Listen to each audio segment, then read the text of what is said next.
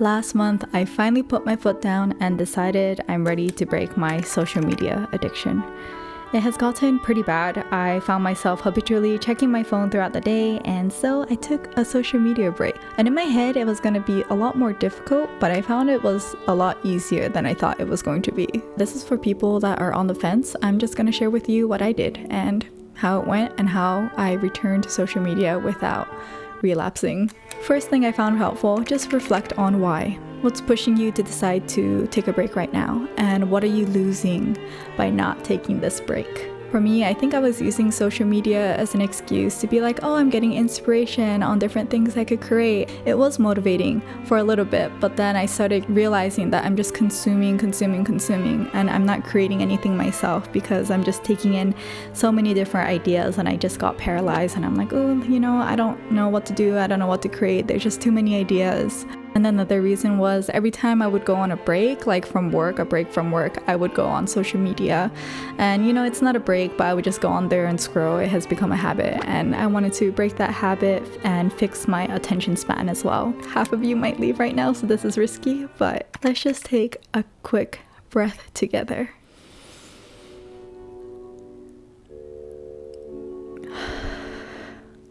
If you're still here, great job. I just feel like our attention span is so short. Like my attention span is still so short, and I'm, in constant need of stimulation. So I wanted to not immediately reach for my phone all the time, to be okay with being bored, to allow myself to be bored instead of just like always filling that space with something. And then next, I identified my fears, like why haven't I started this break yet? I would watch these videos of people doing the social media detox or quitting completely, and in my head I just thought it was going to be very difficult, so I didn't want to try. But like I said, it wasn't that difficult. 2, I think, fear of missing out, and you will quickly realize that you're not really missing out on much.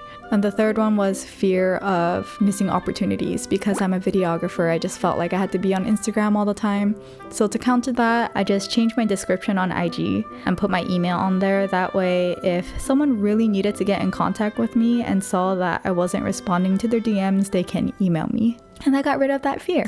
And then you need to have a plan. So my plan was never to quit forever. I just wanted to break this habit. So I decided to give myself a month. I found it pretty easy to just delete the app and start. Okay, set a date to start, how long you want to do this break for, and just start. That's the only plan that I had, and just delete it. Just delete it off your phone. What also helps is to have an accountability partner. I did this with my partner Jack. Just tell your family members or tell your friends or something. That way they know that you're on a social media break. So I don't know, it's just that accountability helps. So once you have your plan and you're ready to do the detox, these are some of the things I came across, like some detox hurdles, I guess. I think the first 3 days, it was a little bit difficult. You would have this itch to go on your phone because it's a habit. I never go on Pinterest, and I found myself going on Pinterest and Reddit. So I had to get rid of Pinterest and Reddit. So be honest with yourself on where you're filling that void. It's like your mind is just trying to find something so it's not bored. It's so used to getting that dopamine hit, and then because you're not getting it, it's like trying to find other ways to get it. So just be aware of where those other distractions may be coming in, and be honest with yourself. If you're filling that time with YouTube or Netflix or whatever, that's not helping. That's basically the same thing. And then I also put a pause on podcasts for the first 2 weeks. You're just trying to fill that space with something. So just be aware of that, video games, whatever it is, be mindful that you're not filling that space with something else. I took note on when I would get the urges. Right when I opened the door to leave my office space to walk to the kitchen or to go use the restroom or something, I would bring out my phone. Just noticing when those urges arise was enough to motivate me, because I was like, wow, this has become a habit. I didn't realize it before, but when you're taking note and you're not able to go on, you're suddenly aware of all the times that you have the urge to go on. And it was kind of scary. I was like, oh wow, I didn't realize how bad it was until I decided to stop. And then you're able to really notice how bad it has gotten, you know? So I think that's the benefit of doing a break, is like it's really, you have no choice but to notice when those urges come out. And then throughout the detox, I think it's good to notice all the positives. That just really helped me keep going, and it helps me want to stay off or limit my time too. I've noticed just less anxiety was the biggest thing. I didn't realize how anxious social media was making me. Like I kind of knew, but you know, I think really being off of it, I was like, wow, I feel less heaviness. I would use social media in between breaks, and it wasn't like I was scrolling for hours at a time. It's just a little bit in between, you know, throughout the day, and that just like steals your focus, and then it's hard to like get back to work when on your break time you're getting all these dopamine hits. I feel like now, even with my editing, I can just get back into focus a little bit quicker because I am not distracting myself. So just noting all the things that you're gaining from not being on social media or taking this break, rather than what you're missing out on, I think helps the break go by really quickly. And one more thing I forgot to mention, you know how they say you are who you surround yourself with, and you might not be seeing the same friends every day, but I think you are consuming a lot of the same things every day online. Other people's ideas, other people's fears that's not even my own, that I bring into my own life. You start to lose your voice, for me creatively, but also just on any given topic. I started to feel like I didn't know what my own opinions and my own thoughts on anything was, because I was online so much. Okay, the last part, the most important part, is how you're going to return to social media, because if you go back without any plan, then I think you're just gonna get back into the habit again, and all this hard work of a whole month break is gonna go to waste. So yeah, so I'm just gonna show you what my phone looks like right now. I deleted my social media apps from my home screen, and on the main screen I added shortcuts and changed the icons so there's a little less color.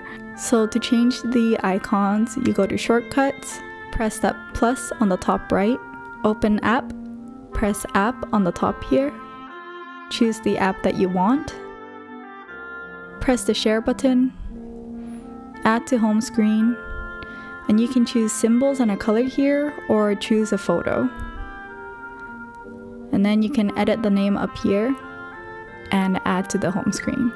And that's how you make the customized icons on your phone. I made a folder of all the icons. If you want to download them for free, you can use them if you want. And then you want to set a limit on your apps, because you know, you don't notice how long you're scrolling for. I've been using screenzen.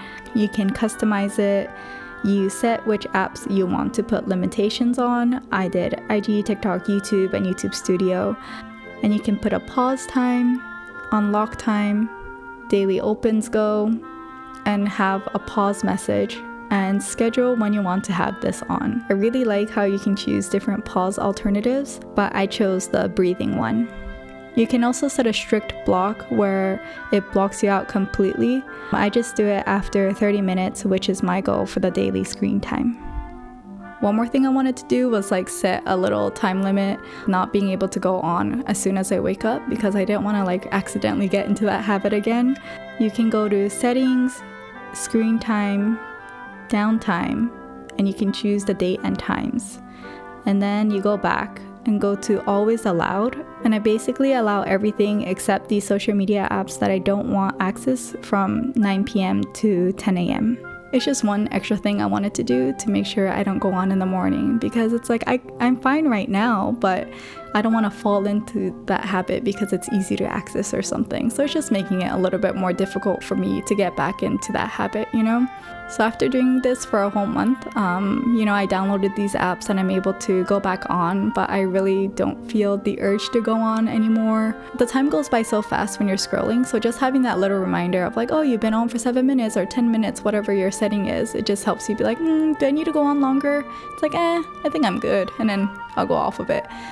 Yeah, so if you're on the verge of deciding if you want to be on this break or not, I challenge you to start this week. It's really, really not as scary as it seems. I don't know why it took me so long. If you want some accountability, you can share in the comments like when you plan on starting and what you hope to gain or something. I don't know, if you want. I 100% believe in you. You can do it.